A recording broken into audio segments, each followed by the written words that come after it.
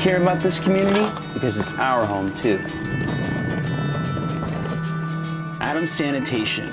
We're locals committed to our community. Sign up now for neighborly service from the friendliest little garbage company around.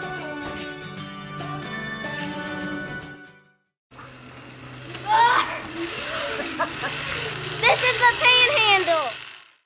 All right, we're back with Katie, and as we talk, she's done a lot professionally, but we're going to learn how she's giving back to our community through her role on the half-cent sales tax committee. She has chaired that committee in the past, but this year she is serving on the committee. That tax is helping fund the Southwest Crestview bypass, which I personally cannot wait to have, even though I don't have a commute. When I do have business in Fort Walton, I pack a snack and I pack a good book because I'm pretty sure I'm going to get stuck in traffic on the way home. So I know there's a lot of people that would like to know, when's it going to be done and how's it going to change our life? So Katie, you're on the sales tax committee. How long have you served on that? Are we going on 2 years? Yes, yeah, a little bit over 2 years since origination. Do you regret saying yes? Oh, you know, there's always one more thing that we get added to the calendar. But this was so important for our community, and I knew that I was going to take it seriously, and I just felt like I couldn't pass it up. Well, I'm glad that you did say yes, because I think you have that, you're treating it almost like a business, right? We have dollars and we need to make sure that they're accounted for and they go to important projects, one being the bypass. Where is it in construction right now? When do we think it will be done? They're expecting 2024. Okay.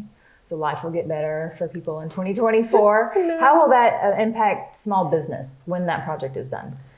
One of the biggest challenges for any business in this area is finding the workforce. Yes. And they struggle with finding affordable housing. Mm-hmm.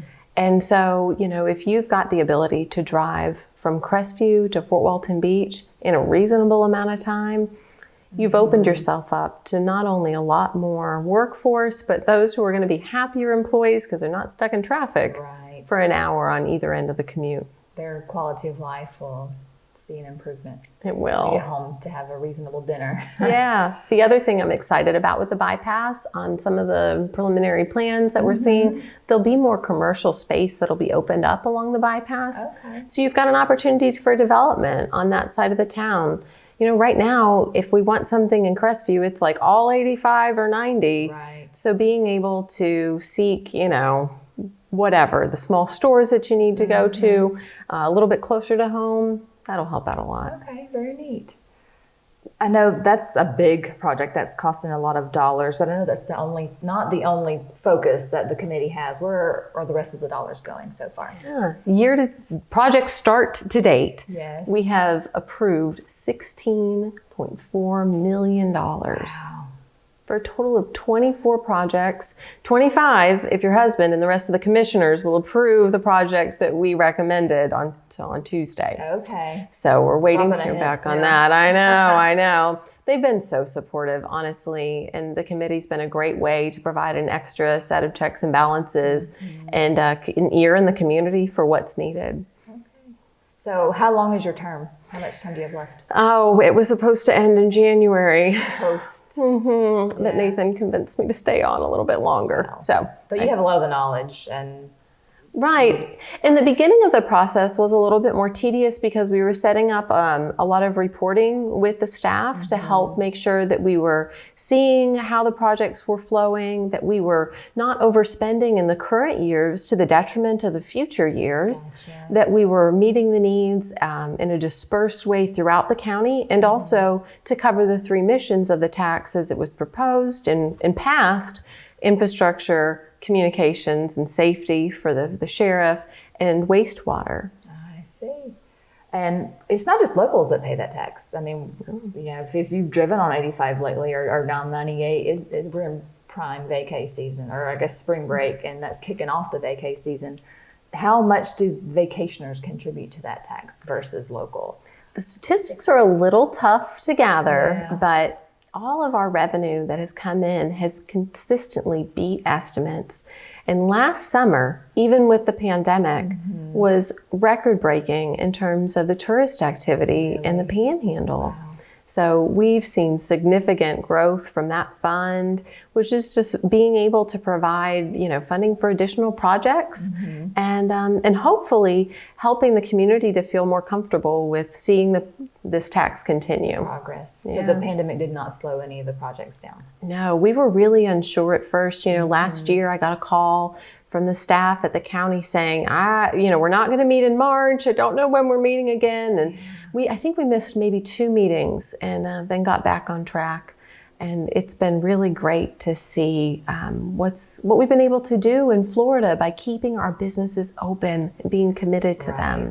Well, we appreciate that as a small business too, because we take the job of paying our people, and they have mouths to feed at home, very seriously. So I'm glad that we are through the hardest part of that, I hope.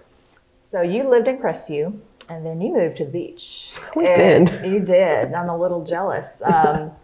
You're on Okaloosa Island, and I hear you're getting involved now. What's going on down there? I love Okaloosa Island. It is a gem, but it's a little rough in spots. There were a few things that happened personally that made me think I really needed to get involved. My kids love to ride their bikes just like yours.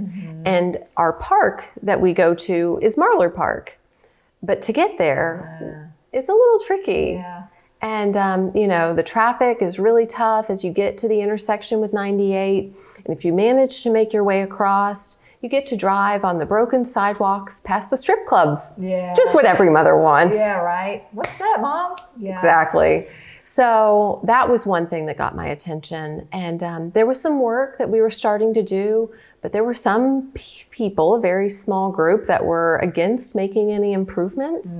And I really was going to let it go. Like, we're both so busy. Who has time for this? Right. I took Emily, my 9-year-old, out roller skating, and she fell on cracks. I mean, probably 6 or 7 times. Aww. The sidewalk was just so messed up, and it's not wide enough. And I thought, okay, all right, Mama, get your butt in gear and do what you need to do. So there's a lot of great stuff going on the island. We've got a really bright future with the new Brooks Bridge that's coming in. The traffic pattern is going to make things so much more walkable on Santa Rosa Boulevard. And the bridge-to-bridge concept, it's a bike path that's going to take you from Brooks Bridge all the way to the Destin Bridge. Oh, wow. Will make for just such a beautiful outing with the kids in the afternoon. So I'm really excited to be able to see that happen. We've had tourists coming to South Okaloosa County for years. I meet people from all over the country who say, my family always vacationed on Okaloosa Island. Right. And, but if we could offer them the world-class amenities that the beautiful nature in our area really deserves, what an amazing treat. And we'd be able to use it all the time too. So benefit as well. We would. Now, Okaloosa Island, is there a lot of families that live there, or is it mainly tourists? What is the mix? Yeah, it is a high tourist mix. Is it? Several of the condos that are on the south side of Santa Rosa Boulevard are predominantly vacation rentals or second homes. Really small number of, full-time residents. Gotcha. On the right-hand side, or the north-hand side of the road, there are single-family homes. And there are families that live on Okaloosa Island. And we really enjoy being able to get out and take advantage of that.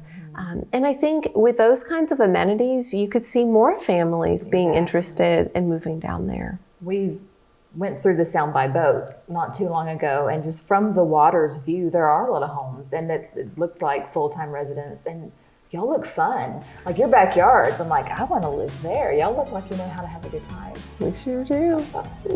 It was like, how's this cool? I know. So we've learned about Katie professionally, how she's involved in her community, but she's also a wife and a mom. And so there's some work-life balance that she has obviously accomplished. So when we get back, we're going to talk more about that.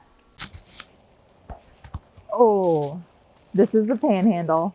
So we're back with Katie SHARON, Portfolio Manager at BBVA Compass. We've talked about banking, business, career life, community involvement, but you're a mom, you're a wife, and you homeschool your children. I mean, you have clones, or how have you accomplished all this? How are you not just drop dead tired right this moment? The cloning thing didn't really work out. No. Yeah, but honestly, it's been the help of family and community, and then setting the right kind of boundaries and